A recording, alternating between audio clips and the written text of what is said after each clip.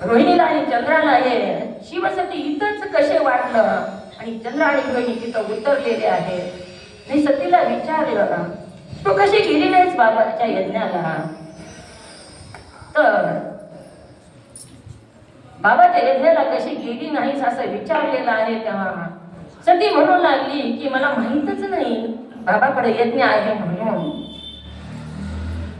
तेव्हा सती म्हणू लागली, आपल्याला आमंत्रण आलं नाही का? महादेवाला म्हणू लागलेली आहे. महादेवाने सांगितलं, नाही, मला आमंत्रण आलेलं नाही. तुम्हाला माहित नव्हतं का माझ्या बाबाकडे यज्ञ आहे म्हणून? देव म्हणजे मला माहित होतं, पण मला आमंत्रण आलेलं नाही. सती म्हणू लागली, असं होणारच नाही. 60 कन्या आहेत माझ्या आई वडिलांना आणि मी सगळ्यात छोटी आहे आणि सगळ्यापेक्षा जास्त लाडकी मीच आहे. मला कधीच माझे आई बाबा विसरणार नाही. आमंत्रण आलं असेल, महादेवानं सांगितलं आमंत्रण आपल्याला आलेलं नाही. तिनं हट्ट धरला, यज्ञाला जायचंय म्हणू लागली. चला ना, काय वेळेला यज्ञाला गेलं तर विसरले असतील, आपण जाऊ यज्ञाला. तेव्हा महादेवानं सांगितलं, नाही, यज्ञाला मी काही येणार नाही. हे बघ सती, न बोलावता जिस घर में मान आदर नहीं, उस घर में जाना ना चाहिए। जिस घर में मान आदर नहीं, उस घर में जाना ना चाहिए।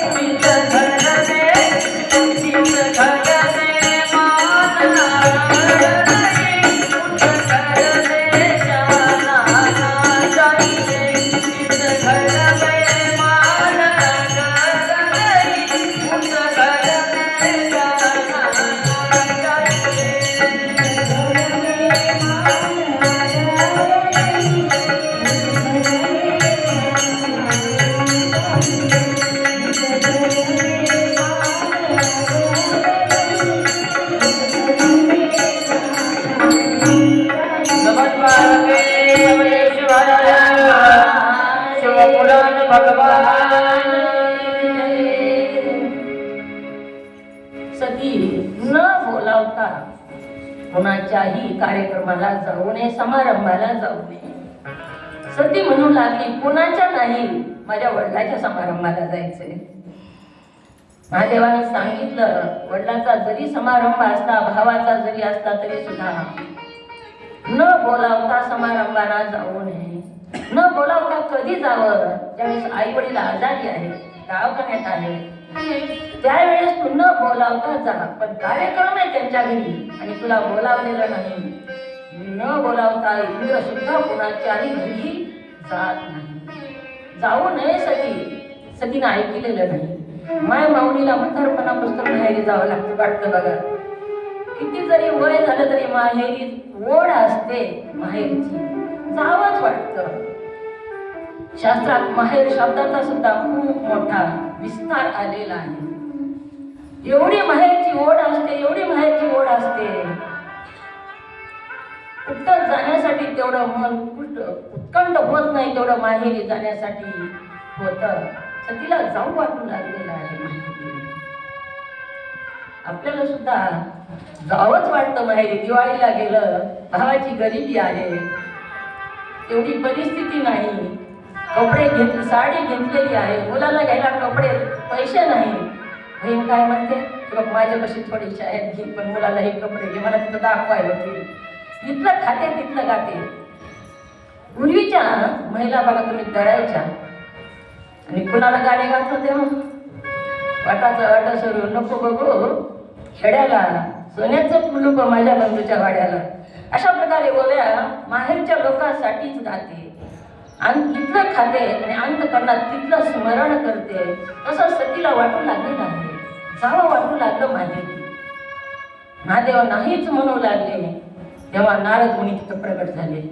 हे नारद मुनी प्रगट होऊन नारद मुनी म्हणू लागले, देवा काय झाले, जाऊ दे की माहेरी, दुसरीकडे थोडं जायचंय, आप घर का बाप घर, दुसरीकडे कुठं जायचं नाही, माहेरी जायचंय ना, जाऊ द्या.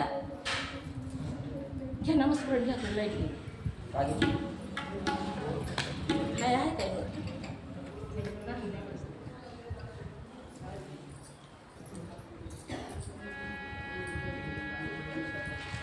बोलू का मग पुढीसारखा आवाज येईल का?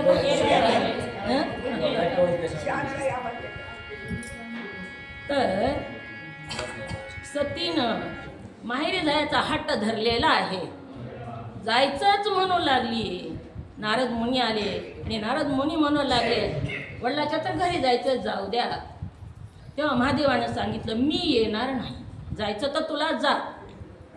शिवगण 60,000 शिवगण बरोबर दिले, नंदी बरोबर दिला, जा म्हणून सांगितले आहे. सती गेली.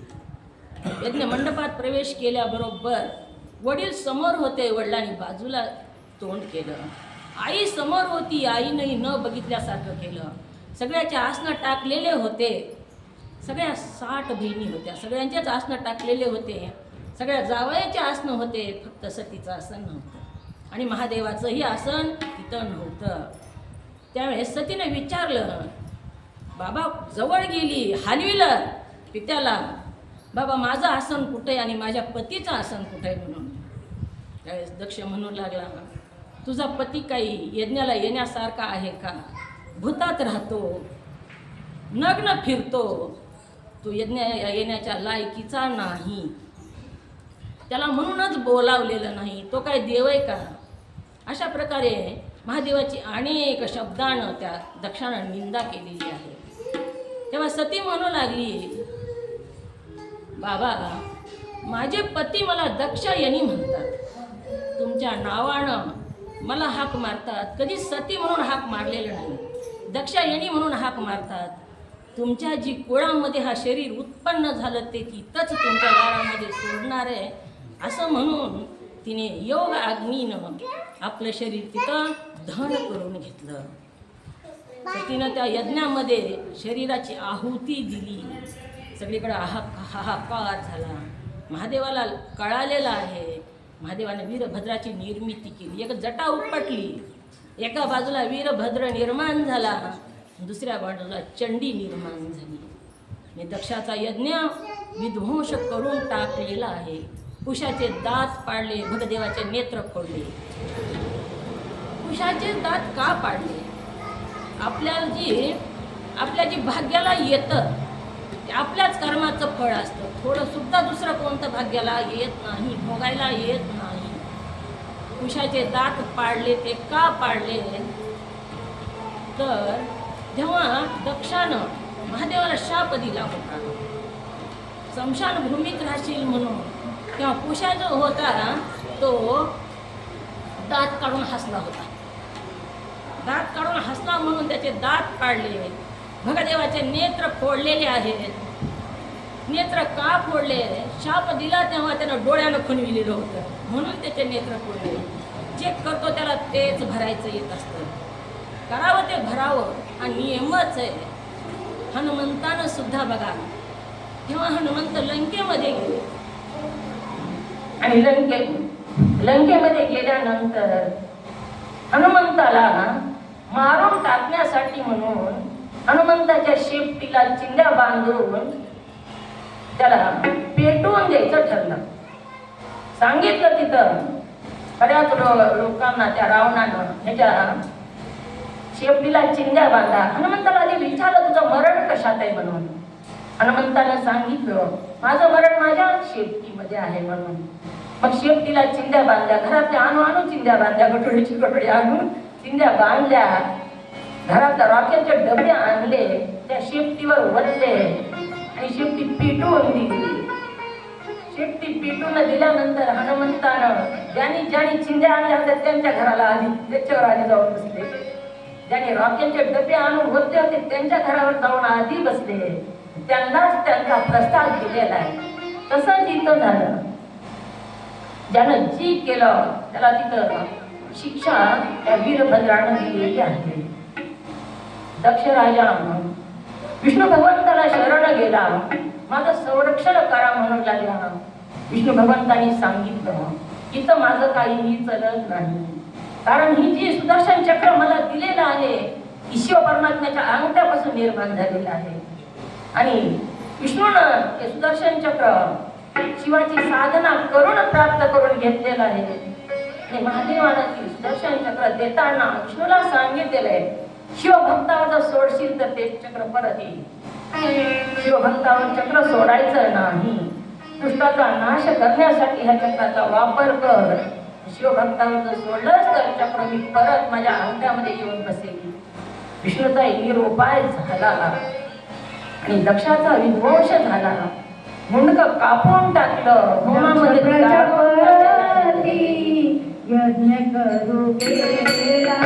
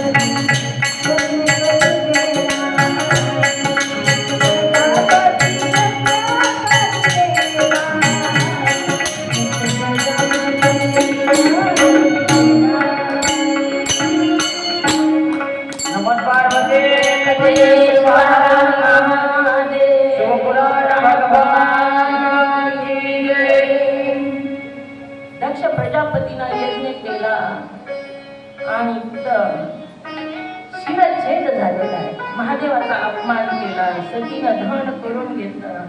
मग शिरच्छेद झाला आणि ती मुंडक सुद्धा यज्ञामध्ये जाळून टाकलं. वीरभद्रानं पाय धरी रगडून टाकलं.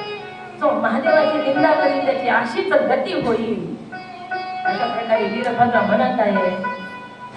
परंतु विष्णूनं महादेवाला प्रार्थना केली, देवा यज्ञ अर्धवट राहू नये, दक्षाचा यज्ञ तुम्ही पूर्ण करा. तेव्हा महादेवाने सांगितलं, मुंडक आणून बसवा दक्षाला. तर मुंडक पाय रगडीलेलं होतं.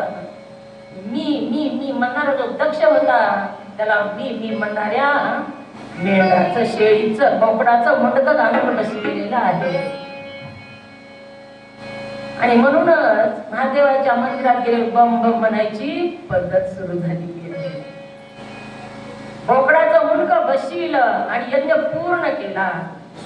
सतीचं धन झालेलं होतं. मग जेव्हा सतीनं स्वतःचा देह पिटून घेतला, महादेवाला खूप दुःख झालेलं आहे. जळालेलं सतीचं शरीर घेऊन परमात्मा हातामध्ये घेऊन आकाशामध्ये भ्रमण करू लागले. दुःखाच्या ह्याच्यामध्ये सतीचा अर्धवट जळालेलं जे शरीर आहे आकाशामध्ये भ्रमण अनेक दिवस अनेक वर्ष भ्रमण करत होते. आता काय करावं विष्णू परमात्म्याला काहीच कळत सती सती सती आता मनोनी तुझा. सती सती सती आता मनोनी तुझा.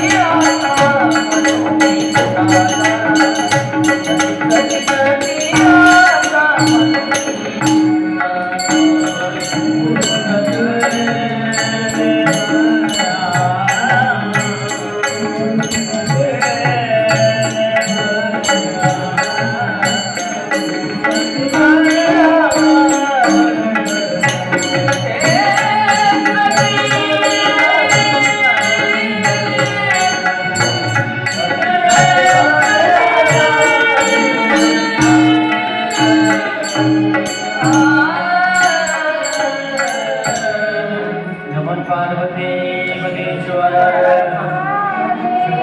भगवान दुःख झालेल्या शिव परमात्म्याला अर्धवट जळालेलं सतीचं शरीर घेऊन फिरू लागले. जेव्हा जोडी फुटते, पत्नी आधी जरी गेली तर पुरुष एकटा पडतो बघा. पुरुष आधी गेला तर स्त्री एवढी एकटी पडत नाही, मुलाबाळामध्ये ती गुरफटून जाते, पण पुरुष मात्र एकटा पडतो. तो जास्त कशामध्ये गुरफटत नाही. तसंच परमात्म्याचं झालेलं आहे. जेव्हा सती सोडून गेली, एवढं दुःख झालं, अर्धवट जळालेलं शरीर हातामध्ये घेतलं आणि दुःखाच्या भरामध्ये आकाशामध्ये भ्रमण करू लागले.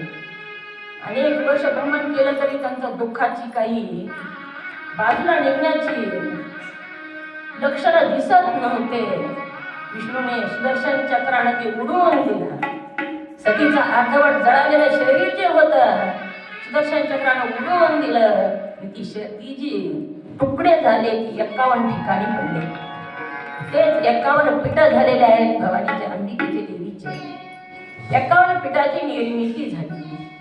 जिथं सतीचं कानातला मणी पडला तिथं मणिकर्णिका झाली. जिथं डोकं पडलं तिथं चामुंडा झाली. जिथं नयन पडला ती नयना देवी झाली. जिथं अंग पडलं ती वैष्णवी माता झाली.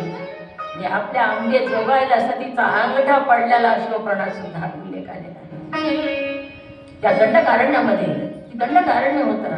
सतीच्या पायाचा अंगठा ही जोगाई माता आहे. अशा प्रकारे 51 पीठाची निर्मिती झालेली आहे या सतीच्या अर्धवट जळालेल्या शरीरापासून. वैष्णवी माता जी आहे तिथं सतीचं शरीर पडलेलं आहे. पहाड जो आहे त्या पहाडावर तिथं लोक काय करायचे, बळी द्यायचे. बळी देण्याची पद्धत होती. तिथं काही ऋषीमुनी होते. ती ऋषीमुनी तपश्चर्या करून त्यांनी देवीला प्रसन्न करून घेतलं आणि वरदान मागून घेतलं की इथं बळी दिला जाऊ नये. त्या वैष्णवी माता म्हणू लागली, मी आजपासून वैष्णव धर्माचा स्वीकार करते, मी ह्या पहाडावर बळी दिला जाणार नाही. अशा प्रकारे या देवीचे 51 पीठाची निर्मिती झालेली आहे.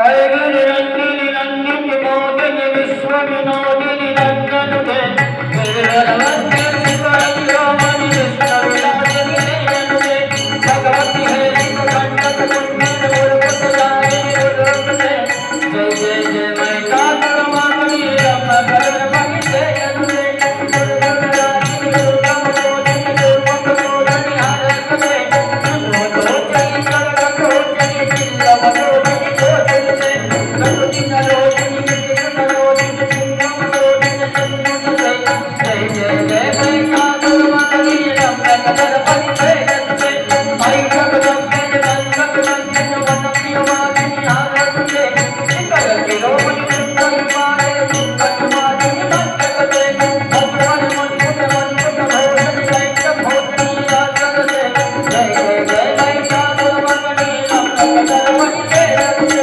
जय जय जय मैं काकरमाकनि रम्म करमणि जयनुते जय जय मैं काकरमाकनि रम्म करमणि नमः पार्वते शिव हर हर शिवपुराण भगवान की जय. पुढचा कथा भाग असा आलेला आहे. सतीनं आपला देह समर्पित केला, जाळून टाकला आणि अंतकाळी शिव परमात्म्याचं ध्यान करत करतच सतीचा अंत झालेला आहे आणि वासनेच्या संगे जन्म घ्यावे लागेल. वासना परमात्म्याच्या मध्येच होती आणि अंत झाला आणि पुढचा जन्म